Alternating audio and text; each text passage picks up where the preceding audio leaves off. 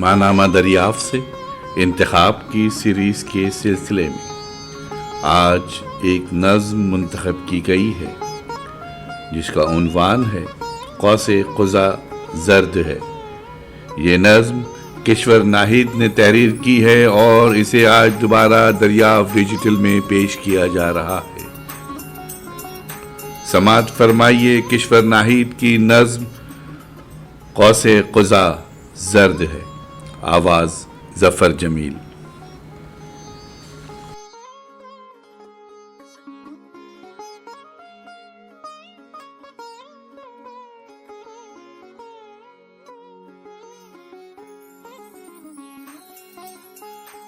بارش کے بعد جب شام واپس لوٹ رہی تھی، وہ مجھ سے ملا۔ ہاتھ کے لمس نے بجھے ہوئے سگار کی خوشبو یاد دلائی۔ اس کی آنکھوں کو دیکھ کر تازہ گیلی مٹی بہت مانوس لگی۔ کبھی اس کی پہچان نیوی بلیو کوٹ تھا، کبھی سرخ ٹائی اور کبھی سفید براق کرتا تھا، مگر اب ملگجا مسلا ہوا دامن اپنی پہچان بتانے سے قاصر ہے۔ بادل گرجنے اور بجلی چمکنے کا سارا شور گلیوں میں کھڑے پانی میں نہاتے بچوں کی ہنسی کی تہ میں دب چکا تھا۔ دروازے میں ہوا کی کروٹیں بے اعتبار وعدوں کو ہتھیلی کی اوٹ میں رکھے، آنکھوں میں مایوسی کی سفیدی سے روشنی پھیلانے کی کوشش کر رہی تھیں۔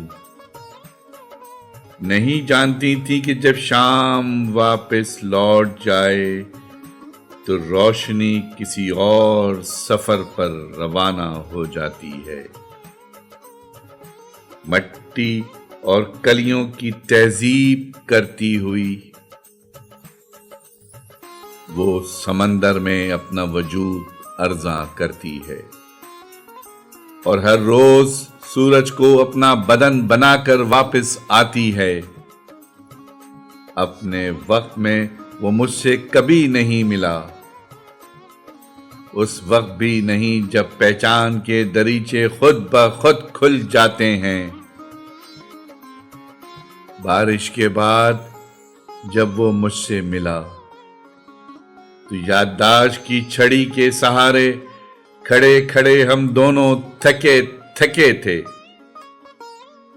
تجربے اور جذبوں کے کسیلے پن سے آنکھیں اور فضا دونوں دھندلا گئی تھیں۔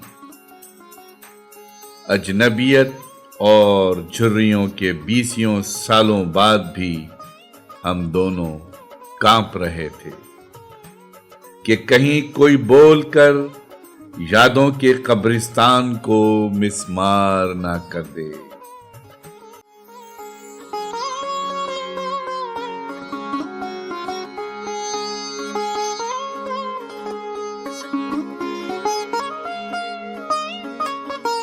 آواز و پیشکش ظفر جمیل۔